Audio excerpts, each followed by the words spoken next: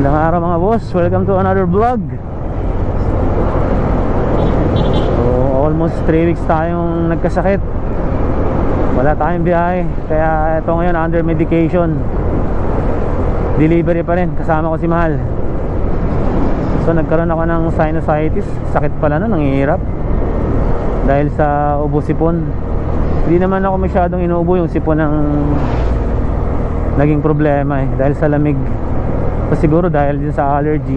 Dahil sa Canada pa lang nagka-allergy na ako alam mo naman dito sa atin maalikabok. Kaya so ngayon delivery lang muna ulit kami.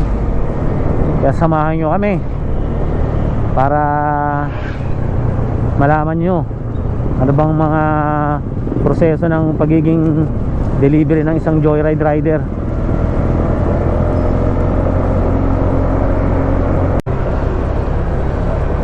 Delivery lang. Parang Lalamove. Speaking of Lalamove, may Lalamove kami dati. So 1 week lang namin tinry, tapos dinilit na namin. Olat. Grabe, napakalalayo. Ang mura-mura lang ng bayad. Hindi ko lubos din maiisip paano kumikita yung mga Lalamove rider. Siguro mga triple booking sila or talagang laging double booking. Mahirap siya, hindi ko siya kinaya. Kahit kasama ko yung aking Mahal, hindi namin kinaya, dinilit na namin. Parang ano lang din ang ano naman ang joyride delivery. Parang Lalamove siya, pero yung fare niya mataas pa rin. Minsan mas mataas pa siya kung ikumpara sa fare ng pasahero. Pero hindi naman palaging mas mataas. Minsan panalo lang siya, hindi naman siya panalo. Kaya mas pinili ko yung joyride na lang. Ito, nakakuha kami ng pasahero. Documents lamang siya.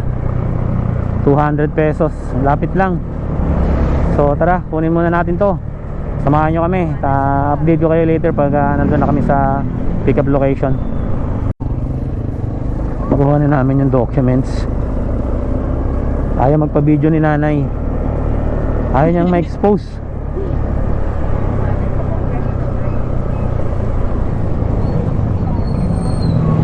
Samahan niyo kami, deliver lang natin to sa may UP Mayaman Street, Diliman, Quezon City. Puro mayayaman kasi naman talaga nakatira doon.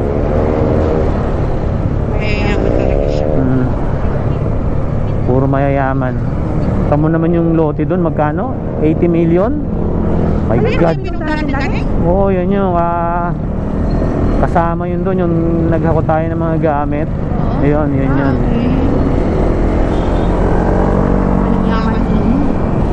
So, deliver muna natin to. Update ko kayo later pag nandun na kami. Titingnan natin kung mayaman talaga sila.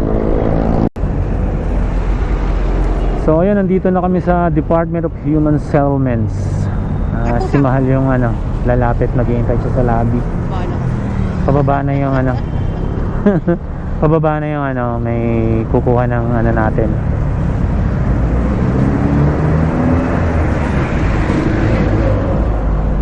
Pababa na yung kukuha ng ating documents. Kahit, ang galing kahit dito lang ako sa may malamig pa rin siya. Oh my God. Lakas ng aircon? Oo. Sige na, huwag ka nang mag oh my god dyan. Hintay mo na yung magbabayad para kumita tayo. Yeah.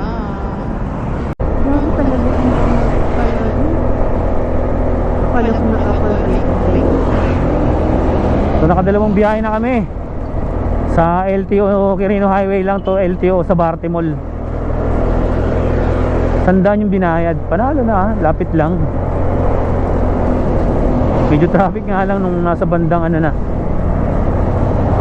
Quintos. Villa Amordos ba yun? Yun, traffic. Nag-counterflow na lang ako, kamote. So shoutout nga pala sa mga angkas at joyride na lumipat na kaya Move It. Good luck sa bago nyong journey sa buhay. Move It. So Hindi naman natin sila kalaban, desisyon nila yun syempre eh. Sa tingin nila yun yung mas makakabuti sa kanila eh. So may ano siya, 1,000 na top up libre, dalawa daw uniform, dalawang helmet, isang vest. Yun yung mga libre sa kanila. Hindi ko lang alam kung paano yung labanan ng pair sa kanila eh. Pero ano siya, auto accept. Yun ang masaklap doon eh. Auto accept. Tapos meron silang mga ano, mga incentives. Halimbawa naka 20 biyahe ka in a week, in a day, or I don't know, basta may mga incentives sa kanila. Yun yung mga hinahabol ng mga driver. Ako kasi malalapit lang inukuha kong pasahero. Pagka bumibiyahe ako ng pasahero, ayoko ng malalayo, kaya hindi pwede sa akin yung auto accept.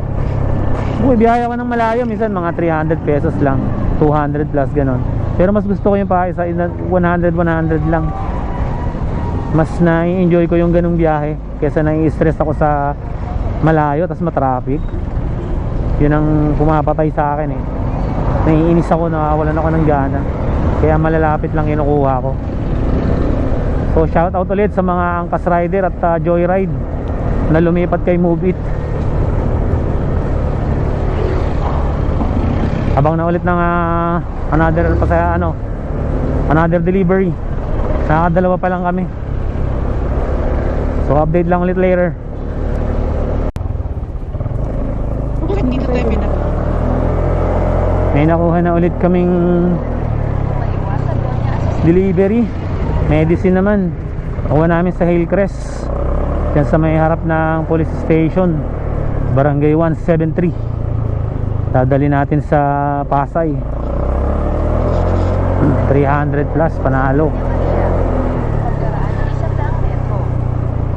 May tip pa 8 pesos. So update na lang later. First time ni Mahal makasama ng delivery sa Pasay.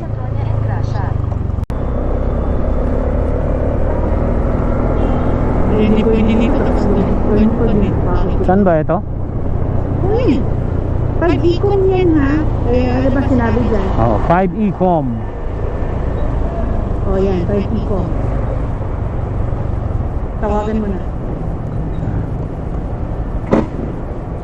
So nandito na kami sa drop off. Tawagan na namin yung customer.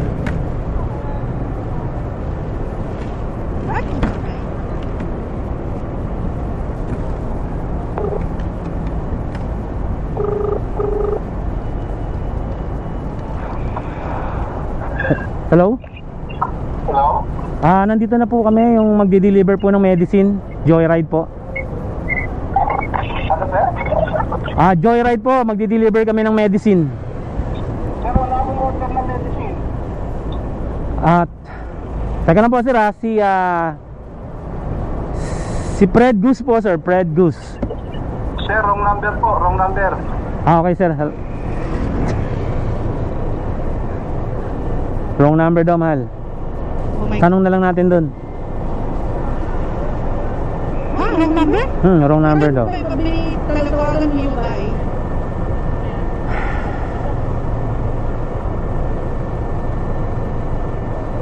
Alam mo, tanong pa ako mo. Tahawak nga, Mahal. Magbabad ako ng helmet. So, wrong number daw, teka. Mukhang may problema. Joyride mo ma'am. Kanina na po kami sa sa delivery place. Kaso lang, wrong number po yung binigay nyo. Playa, contact number. Opo.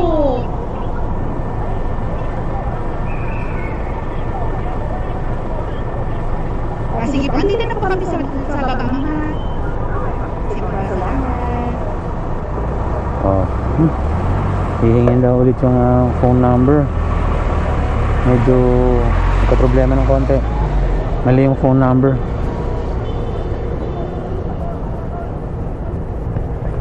So update ko kayo later kung ano nangyari. Natin magano. Di na. So yun, abot na namin yung gamot. Dito lang pala din siya. Wrong number nga yung nabigay sa amin. So tinext namin yung tinawagan namin yung nagpadala. nabigay naman nila yung tamang number. Ayan, okay na, nabigay na namin dun sa receiver yung gamot. So eto, hanap ulit ng booking. Update na lang ulit later.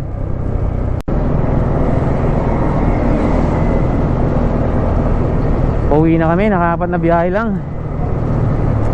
Lugi negosyo. Madalang ang booking. Yung mga nakukuha namin sa pinagatira namin, yung pumapasok puro palayo eh. So masyado nang malayo yung pupuntahan namin kung kukunin namin, kaya hindi namin kinukuha ni Mahal. Uwi lang kami ito. Wala nung isang huling hatid namin na 200 plus, wala nang nakuha, kaya umuwi na kami. Nakaapat na biyahe lang kami. 500 plus lang lahat natira, kasi babawasin mo po dun yung top up sa gasolina. So ganito na lang. Maraming salamat ulit sa mga walang sawang nanonood.